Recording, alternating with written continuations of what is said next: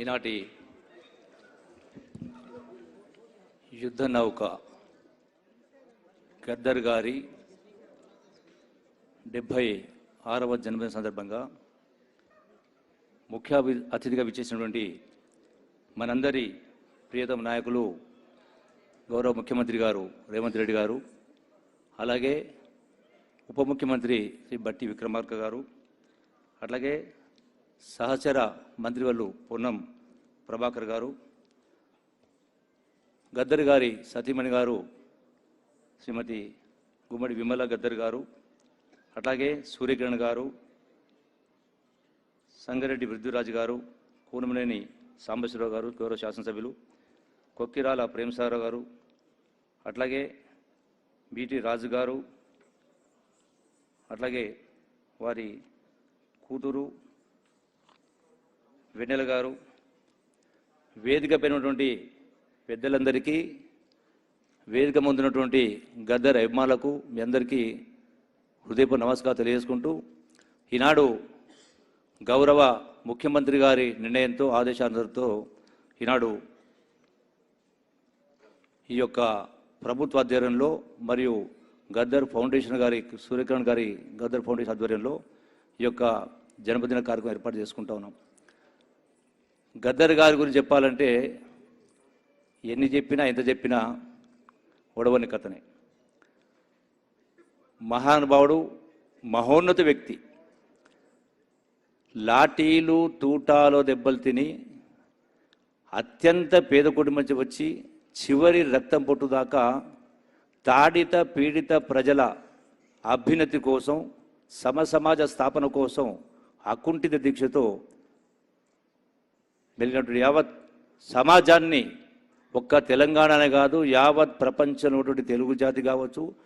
భారతదేశంలో ఉన్న వివిధ రాష్ట్రాల వివిధ భాషల్లో కూడా మాట్లాడి యావత్ ప్రజానికాన్ని సంఘటితం చేసి,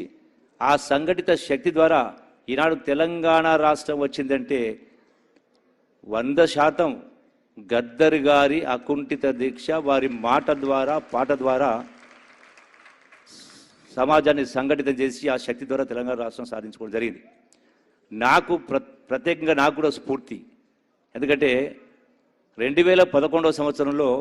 నేను జిల్లా పాదయాత్ర సందర్భంలో పొద్దున్నే 6 గంటలు వేసి నాకు స్ఫూర్తి ఇచ్చినటువంటి పాట పొడుస్తున్న పొద్దు మీద నడుస్తున్న కాలమా అనేటువంటి పాట. అంటే అలసట లేకుండా యావత్ ఎక్కడికి వెళ్ళినా కూడా, అంటే ప్రజలు యావత్ తెలంగాణ రాష్ట్ర ప్రజలు ఒక ఆ పాటనే కాదు ఎన్నో పాటల ద్వారా మాటల ద్వారా గొప్ప ఈ యొక్క తెలంగాణ రాష్ట్ర ప్రజానికాన్ని జాగృతం చేసినటువంటి మహా వ్యక్తి. మరి ఈనాడు మన మధ్య లేకపోవడం దురదృష్టకరం. గౌరవ ముఖ్యమంత్రి గారు ఇప్పటికంటే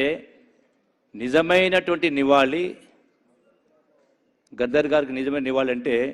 ఇప్పటికే ఏదైతే గౌరవ ముఖ్యమంత్రి రేవంత్ రెడ్డి గారి ఆలోచన మేరకు, ఆశయాల మేరకు నిజమైనటువంటి నివాళి యావత్ తెలంగాణ రాష్ట్రంలో ఏ తాడిత పీడిత ప్రజల అభ్యున్నతి కోసం నిరంతరం పోరాటం చేసిండో,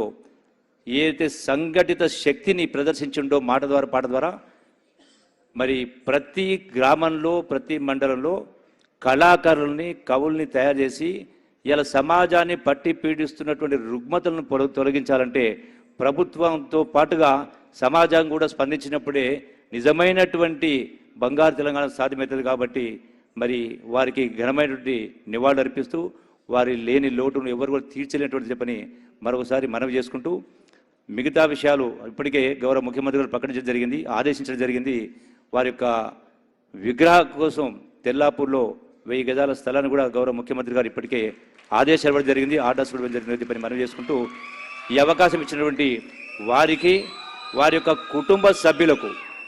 గద్దర్ గారి కుటుంబ సభ్యులకు మీ అందరూ కూడా అంటే గద్దర్ గారు నివాళులు అర్పిస్తూ మీ కుటుంబానికి ప్రగాఢ సానుభూతి తెలియజేస్తూ, నిరాశ నిస్పృహకు లోను కాకుండా 100% గద్దర్ గారి యొక్క ఆలోచనలు అమలు చేయడం కోసం మీ యొక్క